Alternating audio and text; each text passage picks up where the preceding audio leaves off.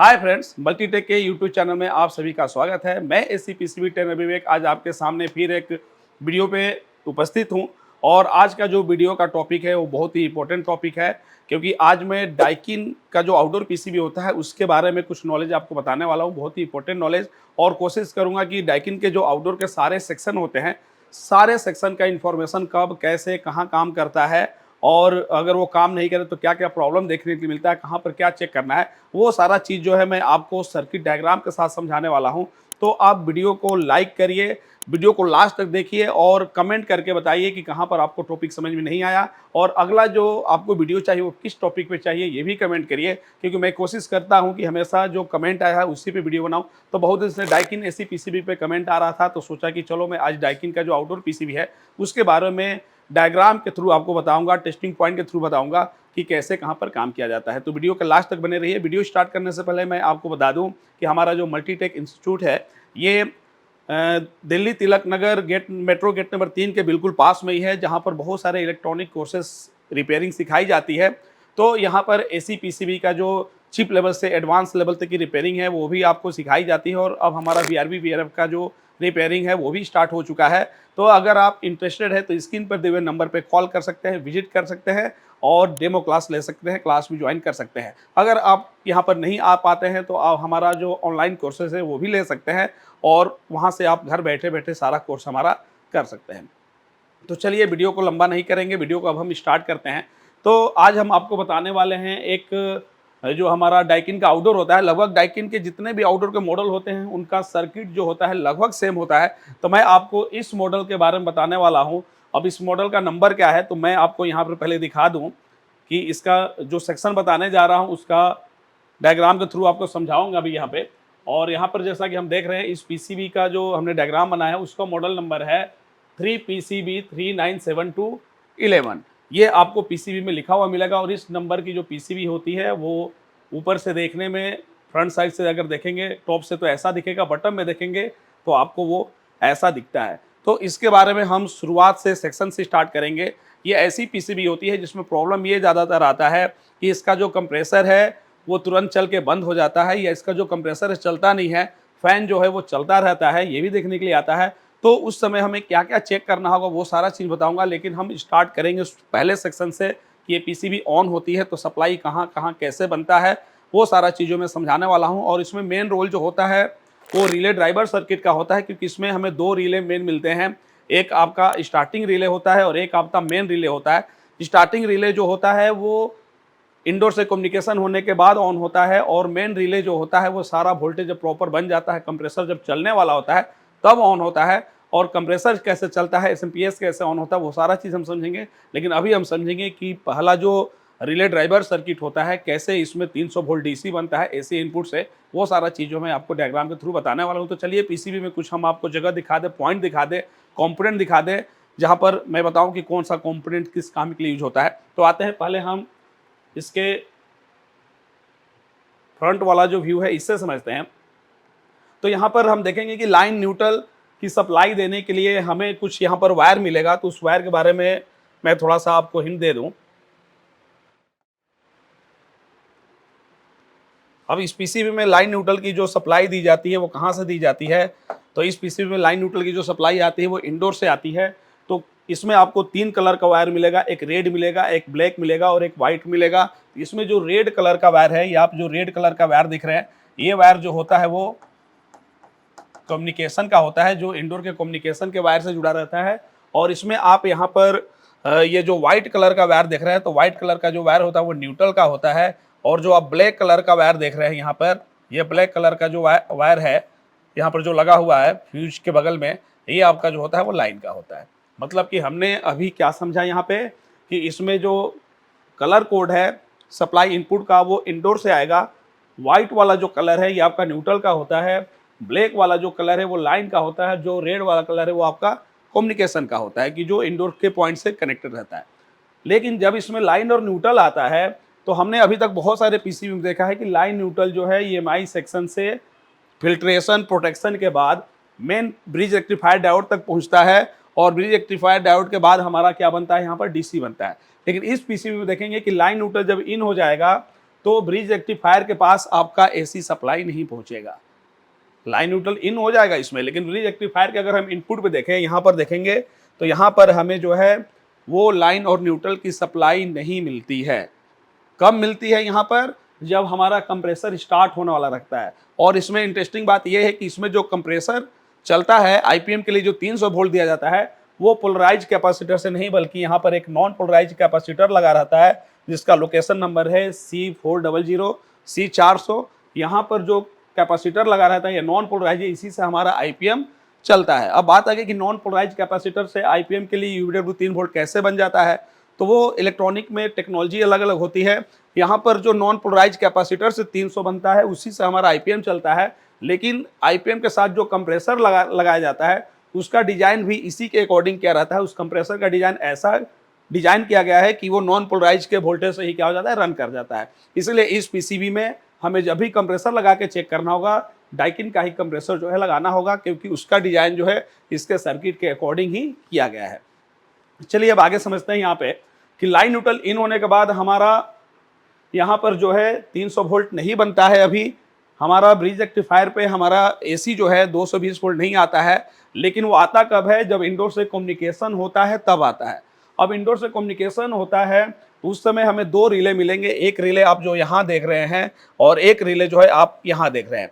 ये रिले जो होता है इसको हम स्टार्टिंग रिले कहते हैं। यहाँ पर जो लोकेशन नंबर लिखा है इस रिले का वो मैं आपको बता दूं, यहाँ पर जो लोकेशन नंबर लिखा है रिले पे वो AMR30, तो ये हमारा स्टार्टिंग रिले होता है। और ये जो रिले लगा है यहाँ पर जो लोकेशन नंबर लिखा है रिले का वो है हमारा MRM10। तो इसमें ये रिले जब हमारा कम्युनिकेशन होता है उस समय भी ये दोनों रिले ऑन नहीं रहता है, क्योंकि हमारी एमसीयू ऑन नहीं हुई रहती है। एमसीयू तभी ऑन होती है जब कम्युनिकेशन से लाइन आता है, तो उस समय हमारा ये जो कैपेसिटर है वो चार्ज होता है, ऑन होता है, और यहीं से हमारा एसएमपीएस ऑन होता है। और जब एसएमपीएस ऑन होता है तो एमसीयू ऑन होती है, और तब जाके एमसीयू जो है इस रिले को और इस रिले को ऑन करती है। अब ये रिले ऑन करने के बाद ही हमारा यहाँ 300 बनता है इस कैपेसिटर पे। वो कैसे होता है तो वो सारा चीज़ जो है मैं आपको डायग्राम के थ्रू बताऊंगा, क्योंकि इसमें से अगर कोई रिले ऑन नहीं होता है या डीसी लिंक का अगर एरर आता है तो उस समय भी कंप्रेसर नहीं चलता है, जबकि अगर एसी फैन मोटर है तो वो चलता रहेगा। तो क्यों नहीं कंप्रेसर चलता है, उस समय हमें क्या क्या चेक करना होगा, वो सारा चीज़ बता रहा हूँ। तो शुरू में हम अभी आपको रिले ड्राइवर सर्किट के बारे में बताएंगे, फिर अगले वीडियो में कोशिश करेंगे कि आपको इसके एसएमपीएस के बारे में बताएं, अगले वीडियो में कोशिश करेंगे कि इसके आईपीएम के बारे में, ओसीपी के बारे में सब कुछ बताएं। तो आप वीडियो को सीरीज में देखते रहिए। अभी हम बताएंगे कि डाइकिन के आउटडोर में जो हमारा रिले ड्राइवर सर्किट है वो कैसे काम करता है। तो ये सारा चीज़ जो हम डायग्राम के थ्रू बता रहे हैं, उसमें आपका लोकेशन नंबर भी हम शो करेंगे ताकि आपको चेक करना पीसीबी आसान हो जाए। तो आते हैं पहले हम डायग्राम के थ्रू इस सर्किट को समझते हैं। तो फ्रेंड्स, मैं आपको जो रिले ड्राइवर सर्किट है, जिसमें हमने बोला कि एक स्टार्टिंग रिले होता है, एक मेन रिले ऑन होता है, वो कब एमसीयू ऑन होती है, कैसे एमसीयू ऑन होती है, वो सारा चीज़ जो है मैं आपको सर्किट डायग्राम के थ्रू बना रहा हूँ। तो इस पीसीबी का जो डायग्राम है हमने यहाँ पर बनाया है, हमारे एप्लीकेशन पे भी मिलेगा, और कैसे काम करता है वो मैं बताने वाला हूँ। तो चलिए आ जाते हैं यहाँ पर, हम समझते हैं कि हम देख रहे हैं कि एक जो न्यूट्रल का पिन है वो यहाँ पे आया हुआ है, न्यूट्रल की सप्लाई, लाइन की सप्लाई यहाँ आई हुई है, और ये है हमारा कम्युनिकेशन का जो पॉइंट हमने दिखाया था वो है। अब न्यूट्रल की सप्लाई जो है, लाइन की सप्लाई जो है EMI सेक्शन के बाद यहाँ पहुँचती है, फिल्ट्रेशन के बाद यहाँ पहुँचती है। यहाँ के बाद हम देख रहे हैं कि ब्रिज रेक्टिफायर डायोड पे न्यूट्रल तो डायरेक्ट चला गया, लेकिन ये जो लाइन है वो ब्रिज रेक्टिफायर डायोड पे तभी जाएगा जब ये मेन रिले, जो हमारा मेन रिले है, जिसका हमने आपको लोकेशन नंबर बोला था कि AMRM10, ये मेन रिले है, जब तक ये रिले ऑन नहीं होता तब तक हमारा लाइन की सप्लाई जो है वो रिएक्टर के थ्रू यहाँ नहीं पहुँचेगी, और जब यहाँ नहीं पहुँचेगी तो हमारा ये यहाँ डीसी नहीं बनेगा। ये जो कैपेसिटर आप देख रहे हैं C400 जो हमने दिखाया था, नॉन पोलराइज कैपेसिटर, जिसपे हमारा आईपीएम पे जाता है, ये जो यहाँ 3 वोल्ट बनेगा वो हमारा आईपीएम पे जाएगा। शुरू में हाफ में बनता है, लेकिन जब ये रिले ऑन हो जाता है तो फुल में बनने लगता है। तो यहाँ जो है वो आईपीएम के लिए हमारा 325 वोल्ट यहाँ से जाएगा, लेकिन ये तभी बनेगा जब ये रिले ऑन होगा। ये रिले ऑन होने के लिए इसके जो क्वाइल है उसको ऑन करने का काम कौन करेगी? एमसीयू। लेकिन अभी हमारा लाइन और न्यूट्रल दे देने से एमसीयू भी ऑन नहीं होता है, क्योंकि एमसीयू ऑन होने के लिए ये जो आप पोलराइज कैपेसिटर मैंने आपको दिखाया, यहाँ पर हमारा 300 वोल्ट बनना चाहिए, लेकिन जब तक यहाँ वोल्टेज नहीं बनेगा तब तक हमारी एमसीयू ऑन नहीं होगी। और हम देख रहे हैं कि यहाँ पर भी वोल्टेज बनने का कोई चांस नहीं है, क्योंकि न्यूट्रल तो यहाँ आ गया और लाइन देख रहे हैं कि यहीं पे रुका हुआ है, जब तक ये रिले ऑन नहीं होगा तब तक यहाँ जाएगा नहीं। तो यहाँ पर जो कैपेसिटर का नेगेटिव है वो तो मान लीजिए हाफ ब्रिज से नेगेटिव बन रहा है, लेकिन इसका पॉजिटिव हम देख रहे हैं कि इसको पॉजिटिव कहाँ से मिलेगा, तो इसको पॉजिटिव मिलेगा इस रिले से।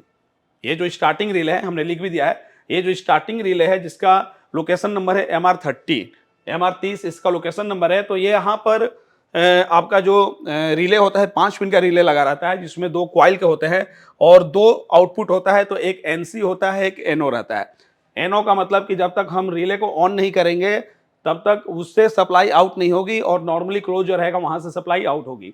तो जब तक यहाँ हमारा 300 वोल्ट नहीं बनेगा तब तक हमारा SMPS ऑन नहीं होगा, क्योंकि ये सीधे कहाँ जाएगा, SMPS के लिए यहाँ से सप्लाई जाएगी। और जब SMPS नहीं ऑन होगा तो हमारी MCU ऑन नहीं होगी, MCU ऑन नहीं होगी तो न ये रिले ऑन होगा, न ये रिले ऑन होगा। जब तक ये दोनों रिले ऑन नहीं होंगे तब तक हमारा IPM के लिए यहाँ 300 वोल्ट नहीं बनेगा। क्योंकि आप देख सकते हैं सर्किट कैसे बना हुआ है। उसमें मैं एक पॉइंट बता दूं कि मेन रिले को ऑन करने के लिए 12 वोल्ट की सप्लाई जो है एक पॉइंट पे रुकी रहती है, जहां पर OLP लगता है। कंप्रेसर देखिएगा, डाइकिन के कंप्रेसर पे एक OLP लगता है, जो इस 2 पिन के कनेक्टर पे जब लगाते हैं तो दोनों पिन को क्या कर देता है, ऑन कर देता है, जिससे 12 वोल्ट जो है इस मेन रिले के कॉइल पे आ जाता है। लेकिन जब तक MCU जो है इस यहाँ पर निगेटिव नहीं देगी, ऑन नहीं करेगी, ग्राउंड नहीं देगी, तब तक रिले में मैग्नेटिक फील्ड नहीं बनेगा और ये ऑन नहीं होगा। तो अभी हम देख रहे हैं कि लाइन और न्यूट्रल जो इंडोर से आ जाएगा, तो लाइन न्यूट्रल आने की वजह से हमारा कहीं भी DC सप्लाई नहीं बनेगा और ना हमारी MCU ऑन होगी। इसमें MCU ऑन तब होगी क्योंकि MCU ऑन होना है पहले, तभी जाके ये सारे रिले ऑन होंगे। तो MCU ऑन होने के लिए हमारा यहाँ पर 300 वोल्ट बनना जरूरी है।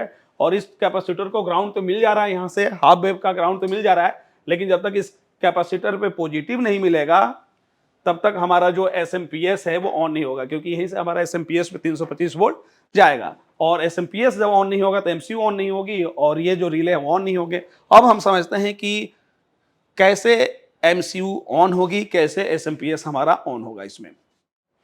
तो ये ऐसा आउटडोर PCB है कि जब तक हम इंडोर का कम्युनिकेशन नहीं लगाएंगे तब तक ये PCB ऑन नहीं होगी। कम्युनिकेशन लगाते हैं तो क्या होता है उसको थोड़ा सा समझना है आपको। जब हम कम्युनिकेशन का वायर कनेक्ट कर देते हैं इंडोर से, तो उस समय क्या होता है कि यहाँ पर कम्युनिकेशन से, जो कम्युनिकेशन जब होगा इंडोर से, तो यहाँ पर लाइन की सप्लाई पहली बार आती है। जो लाइन की सप्लाई हम यहाँ दिए हैं वही लाइन की सप्लाई जो होती है वो पहली बार कम्युनिकेशन से आती है इस सिग्नल वाले कनेक्टर पे। अब जब यहाँ पर लाइन की सप्लाई आएगी तो ये 2 पिन आपस में NC होते हैं, नॉर्मली क्लोज होते हैं, मतलब ये आपस में कनेक्टेड होते हैं जब ये कॉइल पे कोई सप्लाई नहीं रहती है। तो उस समय क्या होता है कि जो कम्युनिकेशन से लाइन आएगा वो यहाँ से सीधे यहाँ से जाते हुए इस डायोड के थ्रू कहाँ पहुंचेगा, यहाँ पे। और यहाँ पर हम देख रहे हैं कि न्यूट्रल से हमारा जो है ग्राउंड यहाँ पर हाफ ब्रिज का बना हुआ था। अब इस तरीके से क्या होगा कि न्यूट्रल पहले से बन रहा था और लाइन जो है इस रिले के थ्रू, ये रिले अभी ऑन नहीं हुआ है, ये रिले 5 पिन वाला रिले है जिसमें 2 आउटपुट रहते हैं, तो एक NC रहता है, एक NO रहता है। तो अभी NC वाले जो है आपस में कनेक्टेड रहता है, तो यहाँ से लाइन इन हुआ और यहाँ से आउट होके हमारा अब यहाँ पर बनेगा DC। और जब यहाँ DC बनेगा तो यहीं से हमारा SMPS के लिए 300 वोल्ट चला जाएगा और SMPS हमारा क्या हो जाएगा, ऑन। ध्यान दीजिएगा, SMPS हमारा क्या हो जाएगा, ऑन हो जाएगा। कब SMPS ऑन होगा, जब हमारा कम्युनिकेशन का वायर कनेक्ट होगा। अब जब SMPS ऑन होगा तो उस समय सप्लाई जो है VC सप्लाई वो किसको मिल जाएगी, MCU को। तो SMPS ऑन होते ही MCU क्या हो गई, ऑन हो गई। अब जब MCU ऑन हो गई तो इसमें प्रोग्रामिंग किया गया है कि अभी जो ये ऑन हुई है वो किस सप्लाई से ऑन हुई है, तो जो हमारा कम्युनिकेशन से इंडोर से लाइन की सप्लाई आई है वहीं से MCU क्या हुई है, ऑन हुई है। और जैसे ही MCU ऑन होती है सबसे पहले इस स्टार्टिंग रिले को ऑन करती है, क्योंकि SMPS ऑन होते ही 15 वोल्ट, 12 वोल्ट, 5 या 3.3 वोल्ट क्या होते हैं PCB में तो बन जाते हैं। तो जैसे ही MCU ऑन हो गई, इस रिले के स्टार्टिंग रिले के कॉइल के एक टर्मिनल पे 12 वोल्ट तो बना हुआ है। अब यहाँ पर ग्राउंड की सप्लाई देने के लिए यूज करती है एक ट्रांजिस्टर। इस रिले को ऑन करने के लिए MCU यूज करती है एक ट्रांजिस्टर। इस ट्रांजिस्टर का जो नंबर होगा, लोकेशन नंबर है, वो है आपका Q30 देखेंगे आपका रहेगा वहां पे। इससे क्या होगा कि ये MCU जो है एक सिग्नल भेजेगी, यहाँ पे NPN ट्रांजिस्टर है, पॉजिटिव सिग्नल भेजेगी 5 वोल्ट तक का। किस नंबर पिन से भेजती है, तो 23 नंबर पिन से भेजती है। तो 5 वोल्ट का जैसे ही सिग्नल भेजती है, ये ट्रांजिस्टर क्या होता है, कंडक्ट होता है और ग्राउंड जो है पहुंच जाता है दूसरे कॉइल के सिरे पे। अब यहाँ पे 12 वोल्ट पॉजिटिव, यहाँ पर ग्राउंड की सप्लाई। अब बनेगा मैग्नेटिक फील्ड और मैग्नेटिक फील्ड बनते ही ये जो एनसी वाला पॉइंट है ये अब एनओ हो जाएगा और ये किससे कनेक्टेड हो जाएगा हमारा, इससे, यहां पे ये हमारा कनेक्टेड हो गया यहां पे। अब यहां पे कनेक्टेड होते ही ध्यान दीजिएगा, अब यहां पर जब कनेक्टेड होगा तो हमारा यहां पर 300 वोल्ट बनना बंद होगा, क्योंकि ये तो अभी जो कम्युनिकेशन से आया था उससे बन रहा था। लेकिन जैसे ही इस पे आएगा, अब यहां पर लाइन की सप्लाई हमारी डायरेक्ट चली जाएगी यहां से। यहां पर जो लाइन की सप्लाई हम क्या देख रहे हैं कि ये कनेक्टेड इस पे था, अब ये किस पे हो जाएगा, इससे हो जाएगा, मतलब इस वाले पॉइंट से ये कनेक्टेड हो जाएगा। तो अब हमारी लाइन की सप्लाई जो पहले कम्युनिकेशन से आके यहाँ 300 बन रहा था, वो लाइन की सप्लाई हमारे यहाँ पे आएगा। एक बार हम आपको क्लियर फिर यहाँ करके दिखा दें।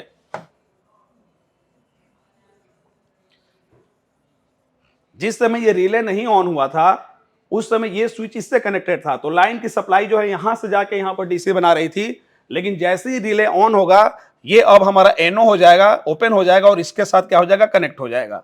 तो हमारा जब उसके साथ कनेक्ट होगा तब क्या होगा वो ध्यान दीजिए। जब इसके साथ कनेक्ट होगा मतलब ये तो एनओ हो जाएगा, इसके साथ जब कनेक्ट होगा तो उस समय लाइन हमारा अब कहां से आ जाएगा, यहां से जो मेन लाइन दिया गया ना, यहां से आके अब डीसी बनेगा। अब जब यहां डीसी बनेगा 300 वोल्ट, तो आप कहेंगे कि उस समय तो एसएमपीएस ऑन होगा कुछ समय, तो ये उस समय चार्ज रहता है।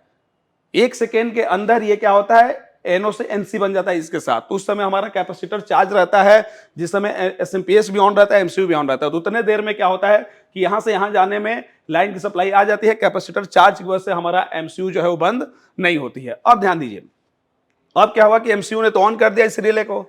अब इस रिले को ऑन करने की वजह से यहां पर अब जो 300 वोल्ट बन रहा है वो डायरेक्ट लाइन के थ्रू बन रहा है, जो कि आउटडोर में आया हुआ है। ध्यान दीजिए यहां पे, इस तरीके से हमारा जो 300 वोल्ट यहां बन रहा है, अब वो किसके थ्रू बनने लगा, तो रिले ऑन होने के बाद लाइन के थ्रू बनने लगा यहां पे।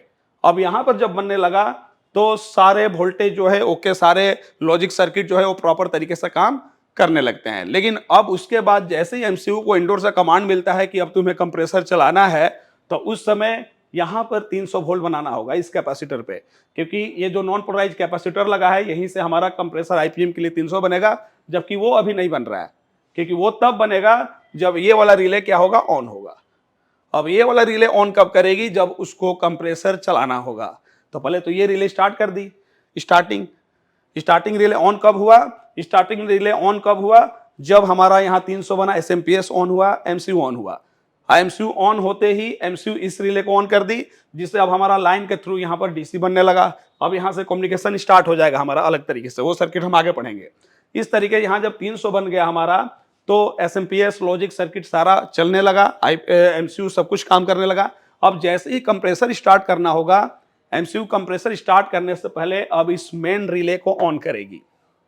इस मेन रिले को ओएलपी के थ्रू 12 वोल्ट तो मिल गया यहाँ पे, लेकिन जब तक ग्राउंड की सप्लाई इस सिरे पे नहीं मिलेगा तब तक ये रिले ऑन नहीं होगा। और ये रिले ऑन होगा तभी हमारा रिएक्टर के थ्रू 300 वोल्ट पहुंचेगा, और लाइन न्यूट्रल डायरेक्ट जब जाएगा तो यहाँ 300 बनेगा, और 300 बनेगा तो फिर हमारा जो है आईपीएम काम करना स्टार्ट कर देगा, कंप्रेसर चलने लगेगा। अब उसके लिए क्या होगा, ध्यान से देखिए यहाँ पे, जैसे ये रिले ऑन कर दी है, सारा लॉजिकल सर्किट चलने लगा इस वाले कैपेसिटर से, जो पोलराइज्ड कैपेसिटर लगा है।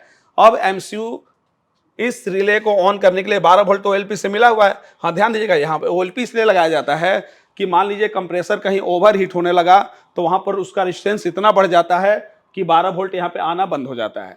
और जब 12 वोल्ट यहाँ पर आना बंद हो जाता है तो उस समय हमारा कंप्रेसर जो चल रहा है वो क्या हो जाता है, बंद हो जाता है, क्योंकि जब ये रिले बंद होगा तो यहाँ 300 बनना बंद हो जाएगा, तो कंप्रेसर क्या हो जाएगा, बंद हो जाएगा। तो प्रोटेक्शन के लिए ये लगाया गया है। पीसीबी में चेक करते समय हम यहाँ पे जंपर भी लगा सकते हैं। जब पीसीबी को हमें ऑन बोर्ड चेक करना है तो यहाँ पर हम ओएलपी की जगह पे जंपर भी लगा सकते हैं, हमारा काम हो जाएगा। चलिए अब दिखाते हैं यहाँ पे। तो 12 वोल्ट तो यहाँ पे आया हुआ है। अब इसको यहाँ ग्राउंड की सप्लाई देने के लिए एमसीयू फिर क्या यूज कर रही है, यहाँ पर एक ट्रांजिस्टर, यहाँ पर फिर एक एनपीएन ट्रांजिस्टर लगा है जिसका लोकेशन नंबर है Q1। देखिएगा बोर्ड में Q1 जो लगा है वो मेन रिले को ऑन करने के लिए ट्रांजिस्टर है, जिसपे एमसीयू 5 वोल्ट का सिग्नल देगी। कब, जब उसको कंप्रेसर चलाना होगा, उससे कुछ देर पहले ही देगी। इस पे 5 वोल्ट का सिग्नल देगी, किस नंबर पिन से, 24 नंबर पिन से। 24 नंबर पिन से जब 5 वोल्ट का सिग्नल देगी इसके बेस पे, तो इसका कलेक्टर एमिटर क्या होगा, कंडक्ट होगा। अब जब कलेक्टर एमिटर कंडक्ट होगा तो ये रिले ऑन होगा, और जब ये रिले ऑन होगा तो लाइन की सप्लाई जो इस पॉइंट पे नहीं पहुंच रही थी वो अब रिएक्टर पे पहुंचेगी, क्योंकि ये रिले तो ऑन हो जाएगा। अब लाइन की सप्लाई यहां से तो डायरेक्ट इधर बन रहा है लॉजिक सर्किट के लिए, लेकिन अब आईपीएम के लिए भी ये लाइन सीधे जाएगा रिएक्टर पे, रिएक्टर के पास जाएगा ब्रिज रेक्टिफायर डायोड पे। अब हमारा यहाँ पर जो है फुल वेव का 320 वोल्ट 310 वोल्ट बनना क्या होगा, स्टार्ट हो जाएगा और यहीं से ये सप्लाई कहाँ जाएगा, आईपीएम के लिए, और आईपीएम पे जाते ही हमारा कंप्रेसर जो है वो क्या हो जाएगा, स्टार्ट हो जाएगा।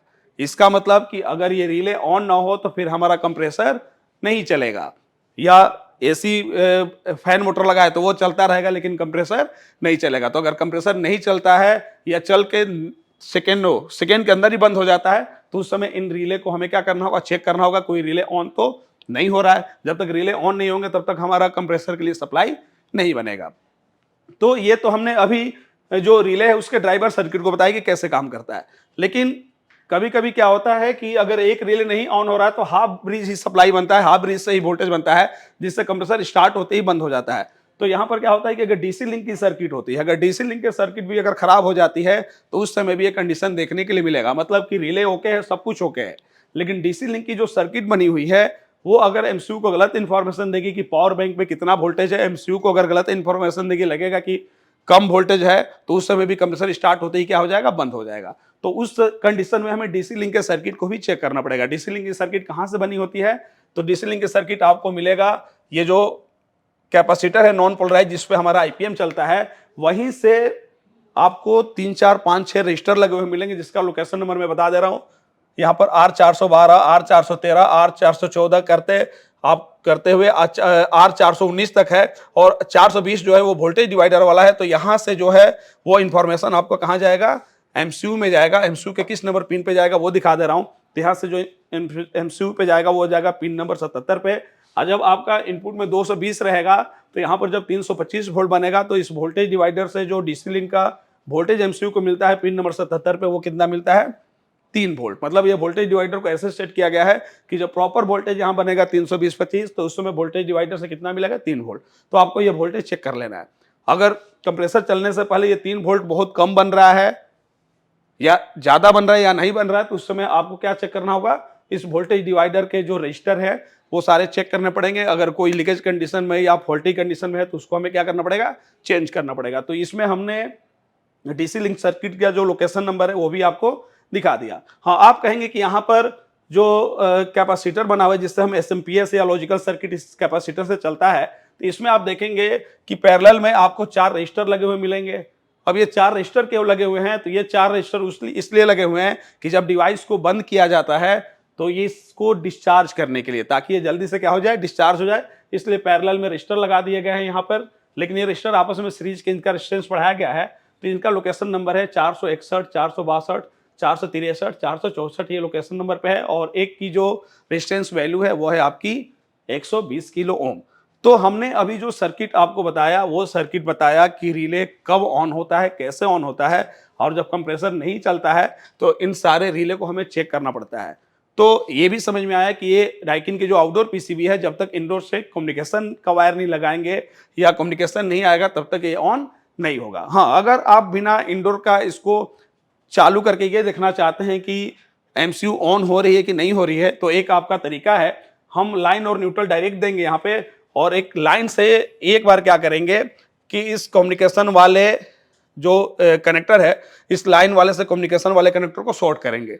जैसे ही शॉर्ट करेंगे ये ऑन हो जाएगा, डीसी बनेगा, और उस समय अगर हमारी एमसीयू ओके रहेगी तो एमसीयू क्या हो जाएगी, ऑन हो जाएगी। तो आउटडोर को बिना इंडोर लगाए एमसीयू के या लॉजिक सर्किट को चेक करना होता है, तो हमें लाइन वाले से इस कम्युनिकेशन के वायर को क्या करना पड़ेगा, एक बार शॉर्ट करके हटाना पड़ेगा। अगर एमसीयू या लॉजिकल सर्किट ओके होगा तो एमसीयू क्या हो जाएगी, ऑन हो जाएगी, एक एलईडी रहती है वो ब्लिंक करने लगती है। तो उम्मीद करता हूं कि ये सारा चीज समझ में आया होगा, और आप एक बार इसका स्क्रीनशॉट ले लीजिए, बहुत काम आने वाला है आपके ये, क्योंकि अब सीजन स्टार्ट हुआ है तो रिपेयरिंग में काम आएगा। तो स्क्रीनशॉट लेने के लिए मैं अभी हट जा रहा हूं, आपको कुछ सेकंड का मौका दे रहा हूं जिससे आप स्क्रीनशॉट इसका ले सकते हैं। तो चलिए, ये रजिस्टर कहाँ लगे हुए हैं, जैसे ये डीसी लिंक का जो रजिस्टर ये कहाँ है, ये डिस्चार्ज वाला जो रजिस्टर है ये कहाँ है, ये जो ट्रांजिस्टर है Q3 Q1 ये कहाँ लगे हुए हैं पीसीबी में, मैं थोड़ा सा आपको हिंट दे रहा हूं। तो आते हैं इस पे, हम हिंट देके दिखाते हैं कि ये पीसीबी में लगे कहाँ हैं। तो पहले मैं आपको रिले बता दूं कि स्टार्टिंग वाला रिले कौन सा है, मेन वाला रिले कौन सा है। शुरू में बताया भी था, अभी भी बता दे रहा हूं, इस पे ध्यान देना है आपको। यहां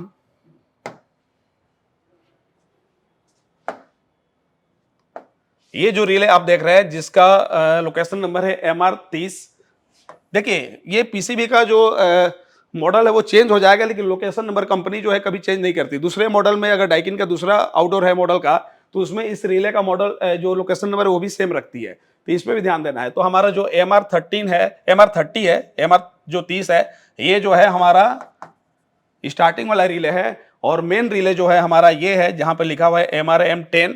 ये तब ऑन होता है जब कंप्रेसर चलाना होता है, और कंप्रेसर वाला जो नॉन पोलराइज्ड कैपेसिटर है ये है, इसी पे हमारा कंप्रेसर चलता है, और इससे हमारा SMPS ऑन होता है, और लॉजिकल सर्किट जो है हमारा इस पोलराइज्ड कैपेसिटर से चलता है।